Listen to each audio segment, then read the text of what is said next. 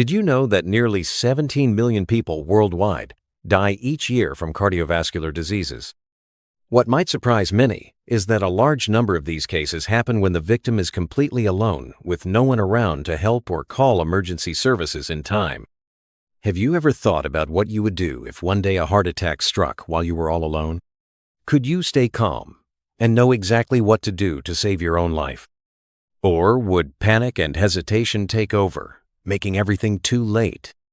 Today, I'm going to share with you not just cold statistics, but real-life situations, life and death moments that every person over 60 should know to save themselves. This isn't just theory. These are life-saving tips proven and applied by medical experts worldwide. If you want to learn how to turn solitude in a dangerous moment into a survival strength, let's explore together right now. 1. Recognizing the early signs of a heart attack. You might be ignoring life-saving signals from your body. Many people still think a heart attack means severe chest pain, suffocating to the point of collapsing. But the truth is more complex. Numerous medical studies show that most heart attacks initially present very subtle symptoms, often mistaken for indigestion, fatigue, or mild flu. For example, Mr. Richard, a healthy 74-year-old man, one day felt a slight pressure under his collarbone while sitting in his kitchen, accompanied by shortness of breath and cold sweats. He didn't immediately think it was a heart attack, but having heard about unusual signs before, he became alert and called emergency services. He survived thanks to early recognition. In my opinion, the most important thing here is to listen to your body. Don't wait for excruciating pain to panic. Mild pressure, unexplained fatigue, pain radiating to the shoulders, neck, or even back and abdomen are warning signs you must not ignore. Especially for older adults and women, symptoms can be very different from those in men. Science also confirms these signs are whispers from a heart lacking oxygen, signaling danger before it becomes critical. So, don't be careless. Take even the smallest unusual feelings seriously. And once you recognize these signs, the next step is crucial to save your life. 2. Are you brave enough to call emergency services immediately, or will you hesitate and wait and see? From my years of experience, I've seen many tragic heart attack cases because patients hesitated and didn't call 911 at the first sign. Even a minute's delay can cost you a chance to survive. Imagine your heart as an engine choking for oxygen every second, each minute of delay causing more severe damage and serious consequences. A large study in the U.S. showed that calling emergency services within the first 5 minutes reduces the risk of death by 50% compared to calling late. Mrs. Linda, 78 years old, when feeling pain in her left shoulder and nausea, chose to call 911 directly instead of her son, following advice from a nurse. She said that decision saved her life. In my view, you should understand that calling emergency services doesn't always mean definitely a heart attack. Medical teams come to check, support, and safely take you to the hospital. Even if it turns out to be a false alarm, they'd rather come than miss a chance to save your life. Now, you might be thinking, okay, I called emergency services. What next? Don't skip the third step. It's simple but very effective. 3. The small but powerful aspirin. Do you know how to use it correctly? Aspirin is not just a common painkiller. It has a special effect of thinning the blood, preventing the growth of blood clots, which are a major cause of artery blockage during a heart attack. Chewing aspirin slowly, instead of swallowing it whole, allows the medicine to absorb faster into your bloodstream, increasing its effectiveness. I have met many patients like Mr.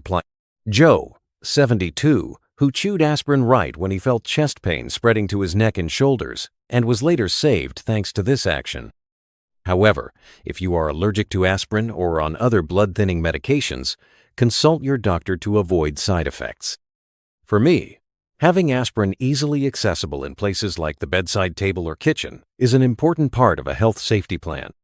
This is a typical example of preparing to save your life without complicated medical equipment. You've learned how to reduce the heart's workload, but what about keeping your body still and stable? 4. When a heart attack strikes, do you think you should get up and do something? Think again.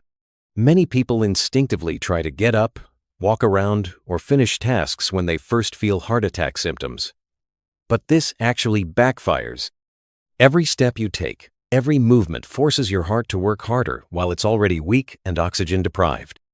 I once asked Mrs. Alice, 81 years old, who survived a heart attack by staying still and calm. She said, "At that moment, I just sat quietly in my chair, breathed evenly, and did nothing else. I thought that was the best way to conserve my strength." Research shows that sitting upright with feet flat on the floor and hands resting comfortably reduces pressure on the heart and promotes better blood flow compared to standing or slumping over. I emphasize that staying still and limiting movement is how you protect yourself in that critical moment. Trying to get up and push through can lead to serious consequences.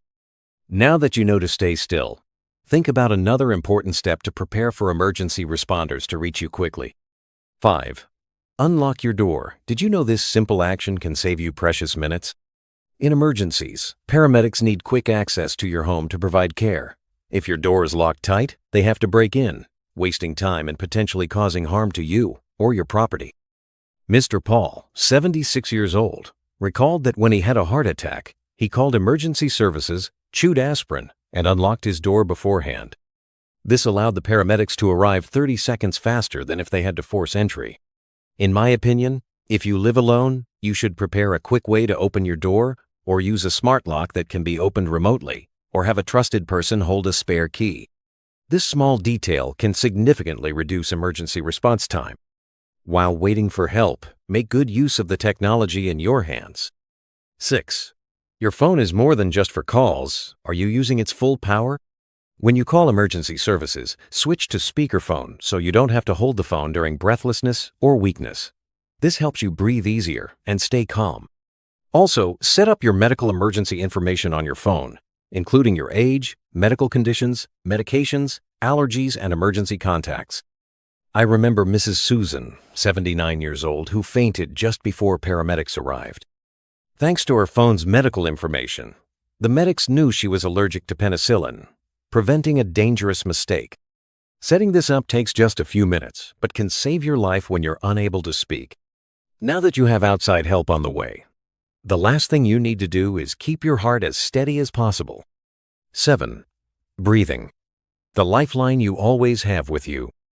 During a heart attack, panic and rapid breathing can cause your heart rate to spike, forcing your heart to work even harder.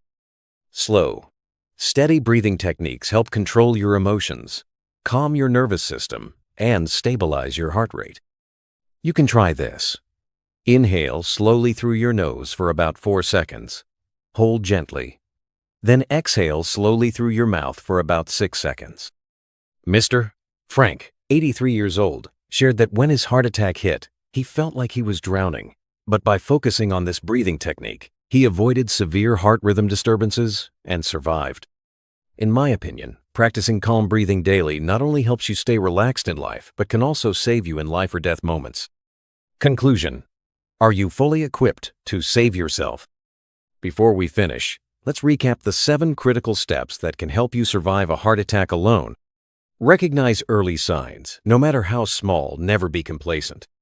Call emergency services immediately. Don't wait or drive yourself. Chew aspirin slowly to thin the blood and reduce heart damage risk. Sit or lie still, stay calm, and avoid unnecessary movement. Unlock your door so paramedics can access you quickly. Use speakerphone and set up medical emergency info on your phone for timely support.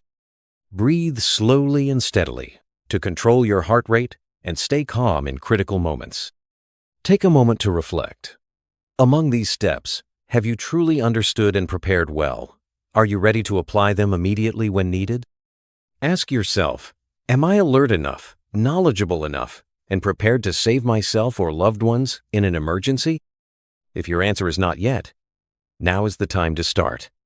Share this video with your loved ones, especially your parents, grandparents, and elderly around you, because this knowledge could save their lives someday.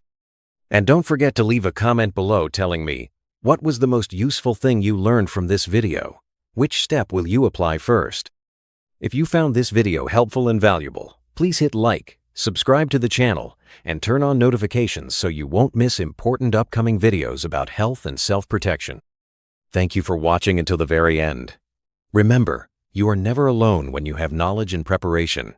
surviving and staying healthy is within your reach.